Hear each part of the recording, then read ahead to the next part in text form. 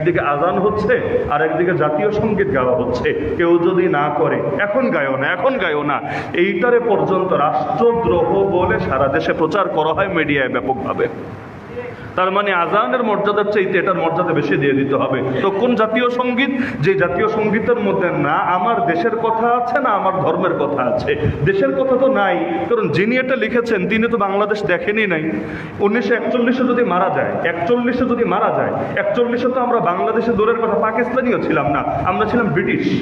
41 British ছিলাম না, 47 দেশ ভাগ হলো, এরপর হলো পাকিস্তানি, 71 দেশ ভাগ হলো, এরপর হলো বাংলাদেশি। তাহলে যেই মানুষ 41 মারা গেছে ওর মধ্যে তো 47 চেতনাও নাই, 52 চেতনাও নাই, 71 চেতনাও নাই। তো যে কোনোটাকে ওন করে না, কোনোটাকে ধারণ করে না, স্বদেশ প্রেম, স্বাধীনতা, মুক্তিযুদ্ধের চেতনা, বাংলা ভাষার আন্দোলনের চেতনা কিছুই ধারণ করে না, তাহলে ওর কবিতায় যদি আমি দেখি আমার সোনার বাংলা, ওই বাংলা মানে যে বাংলাদেশ না, এটা বলতে তো পিএইচডি করা লাগে না। ওই সময় বাংলাদেশ বলতে কিছু তো ছিলই না, উল্টা যে এই বাংলারে দেখতে